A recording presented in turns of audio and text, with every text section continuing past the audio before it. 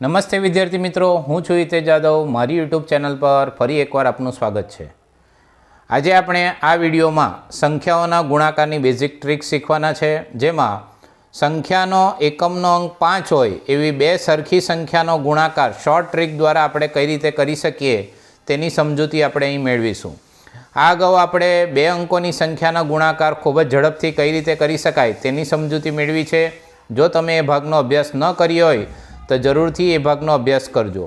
સંખ્યાનો એકમનો અંક 5 એટલે સંખ્યાનો છેલ્લો અંક 5 હોય અને બંને સંખ્યા સરખી હોય। બંને સંખ્યા સરખી એટલે એના દશકના કે શતકના એકમો સરખા હોય એવી સંખ્યાનો ગુણાકાર આપણે ખૂબ જ ઝડપથી અને ખૂબ જ સરળતાથી કરીને ગણિતમાં આપણે રસપ્રદ દાખલાઓ ખૂબ જ સહેલાઈથી કરી શકીએ તેના માટેની શોર્ટ ટ્રીક આપણે અહીં બતાવવા જઈ રહ્યા છીએ। તો શરૂ કરીએ આપણે એ શોર્ટ ટ્રીકને।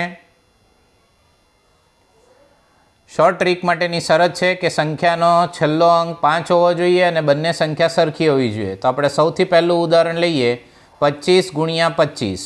તો અહીં તમે જોશો કે આ સંખ્યાનો છેલ્લો અંક 5 છે અને આ બંને સંખ્યા સરખી છે એટલે કે એનો દશકનો અંક પણ સરખો છે। તો આવા દાખલાઓ ખૂબ ઝડપથી કઈ રીતે કરી શકાય તેની વધુને વધુ પ્રેક્ટિસ કરશો એટલે ખૂબ સરળ જશે।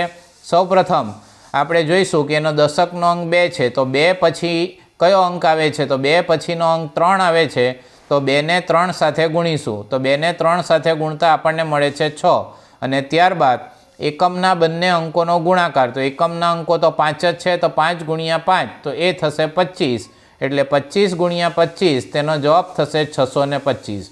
અગાઉ આપણે પરંપરાગત લાંબી રીતનો ઉપયોગ કરતા, જેમાં 25 ગુણ્યા 25 આ રીતે કરતા, એકમનો અંક 0 મૂકીને વારાફરતી સંખ્યાનો ગુણાકાર કરીને જવાબ શોધતા, જેમાં ઘણો બધો સમય જાય છે। એના કરતાં ખૂબ જ ટૂંકી અને સરળથી ઝડપી રીતે તમે આ દાખલાઓ કરી શકો।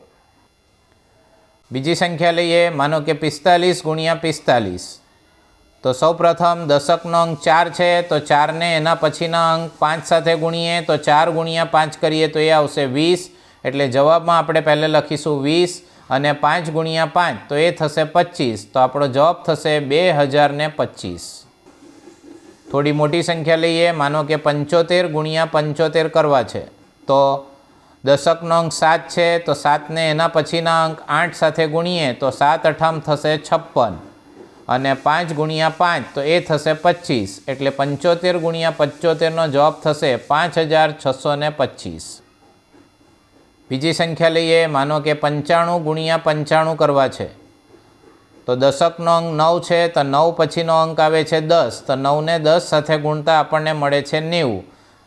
તો જવાબમાં આપણે પહેલાં 90 લખીશું અને ત્યારબાદ 5 ને 5 સાથે ગુણીશું તો એ થશે 25 એટલે જવાબ આવશે 9025। હજી એક બે અંકવાળી સંખ્યા લઈએ, માનો કે 65 65 ગુણ્યા 65 કરવું છે।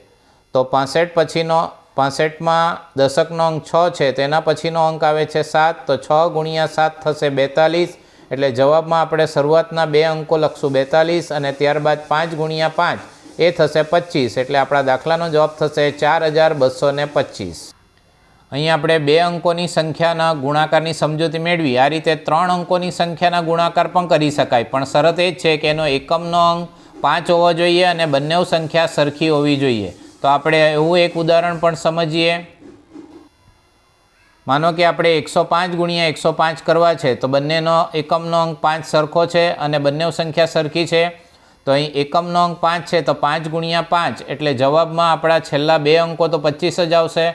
હવે આ 5 સિવાય વધેલા અંકોથી બનતી સંખ્યા છે 10, તો 10 પછી કયો અંક આવે છે? તો એ આવે છે 11।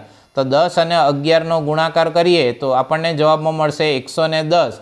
તો આપણે 125ની આગળ મૂકીશું 110 એટલે આપણો જવાબ થશે 11025।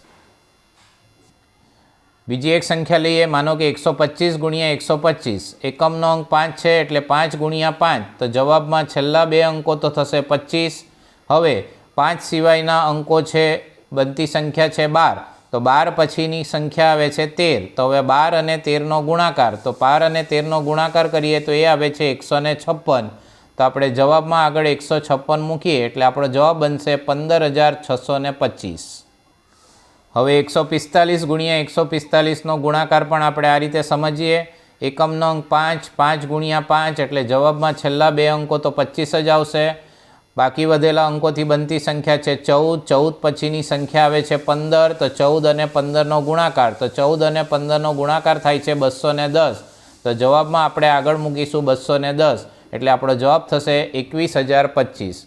આમ મિત્રો, 2 અંકની કે 3 અંકોની સંખ્યા કે જેનો એકમનો અંક 5 હોય અને બાકીના અંકો સરખા હોય એવી સંખ્યાનો ગુણાકાર આપણે ખૂબ જ ઝડપથી આ શોર્ટ ટ્રીક દ્વારા કરી શકીએ. અહીં આપણે જે પણ સંખ્યાઓ લીધેલી છે બંને સંખ્યા સરખી અને એનો એકમનો અંક 5 છે એટલે બંને સંખ્યા સરખી હોવાથી આપણે એમ પણ કહી શકીએ કે આ સંખ્યાનો વર્ગ છે. એટલે 145 ગુણ્યા 145 જેને આપણે 145નો વર્ગ પણ સમજીશું. તો જ્યારે 145નો વર્ગ કરવાનું આવે ત્યારે પણ તમે આ જ શોર્ટ ટ્રીકની મદદથી એનો વર્ગ શોધી શકો. 21,025. માનો કે 25નો વર્ગ તમને પૂછાય છે તો 25નો વર્ગ કરવો છે તો 2 ને 3 સાથે ગુણીશું એટલે 6 અને 5નો વર્ગ થશે 25 એટલે જવાબ થશે 625. 45નો વર્ગ તમને પૂછાય તો 4 ગુણ્યા 5 તો એ થશે 20 અને 5નો વર્ગ થશે 25. એ રીતે 75નો વર્ગ પૂછાય તો 7 ગુણ્યા 8 કરવું એટલે 7 અઠામ 56 અને 5નો વર્ગ 25 એટલે જવાબ થશે 5,625. આમ એકમનો અંક 5 હોય એવી સંખ્યાનો વર્ગ કરવો હોય અથવા જેના એકમનો અંક 5 હોય અને બંને સંખ્યા સરખી હોય એવી સંખ્યાના વર્ગ કરવા માટે આ શોર્ટ ટ્રીકનો તમે ઉપયોગ કરી શકો. આવી વધુ ને વધુ શોર્ટ ટ્રીક માટે સતત આ ચેનલ સાથે જોડાતા રહો. જો તમને મારો આ વિડીયો ગમ્યો હોય તો જરૂરથી તમારા મિત્રો સાથે શેર કરજો. મારી યુટ્યુબ ચેનલને સબસ્ક્રાઈબ કરજો. Thank you.